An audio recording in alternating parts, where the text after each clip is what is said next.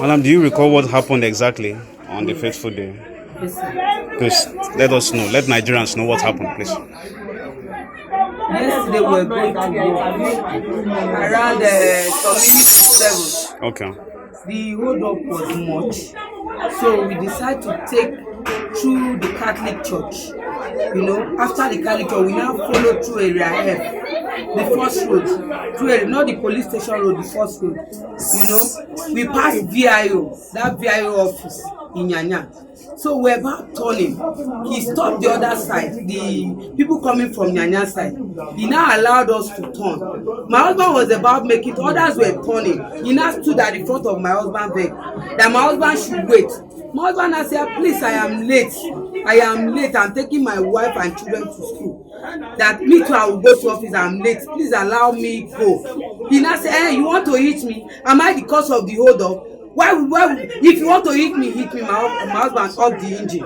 After some time, my husband said, please, I am late. See, others are going, allow me to go. He said, hey, do you want to hit my husband off on the engine? He now used his leg and kicked the vehicle. Went round to where my husband was sitting, because I and my children, we sat at the back.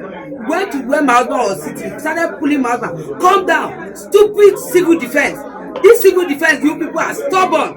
He was shouting that my husband should calm down. My husband was still on steering. I thought he would allow my husband. Then the other person came to join him. They started pulling my husband. The two of them were using batting, that they are talk through stick, using it on my husband's head, using it to beat him. They were beating him. I saw Idoko. One of them is Idoko. I now say, Idoko, you are an Idoma person. This is your brother. Why are you beating? Look, not because of me, but because of his children. Please allow him.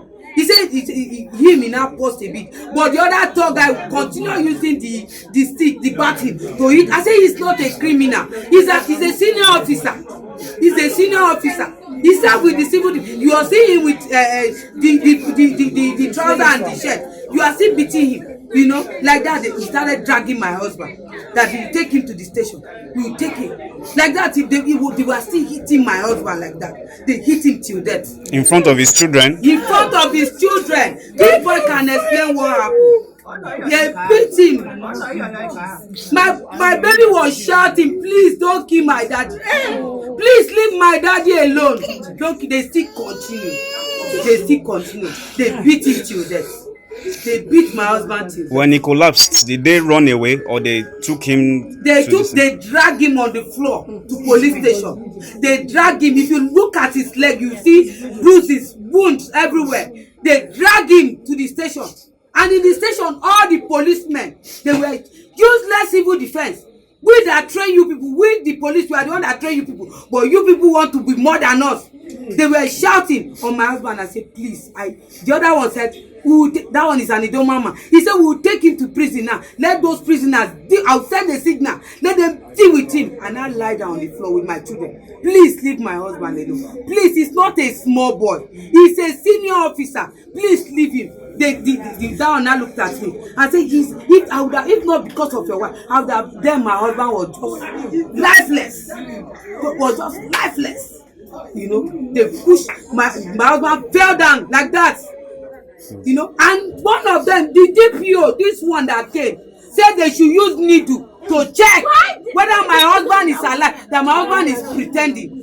When I was making calling my husband's friend, I said, come on, my husband is lying now, lifeless. So he said, which lifeless? That man that is pretending. Let's get a needle. Let's get a syringe and use on him. Let's get a syringe. He's pretending. For them to take my husband to, I was begging. Take my husband to. Meanwhile, they asked the yellow fever, the traffic body, that they should go and they should go and take care of themselves. According to him, he said my husband hit him on the eyes, that he want to go and get eye drop for himself. They allow him to go, leaving my husband on the ground to die. When the other one came, the driver said there's no fuel in the vehicle, that he don't have fuel to take my husband to the hospital. Like that, I was there. They took him. I sat down with my children. Let's go to the hospital. When they saw that my husband is already gone, they told me to come down, that they are taking him to. I said, how can you take my husband? No relation, only me will follow. I want to go with you. He said, no, stay. You will not stay with your children. It was when I started crying, rolling myself, that one of them volunteered to take us. It was then signal came that my husband is gone. The body language told me, as in I signaled that my husband is gone. Because they carried him like this. They carried him like this to their truck.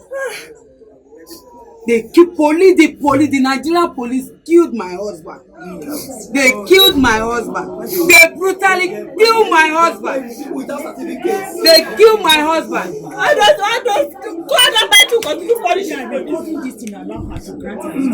What are you asking for now? Justice should prevail. Let justice prevail. He has children. He has the mother is sick in the village. Let justice prevail. How many children does he have? He has 2 kids.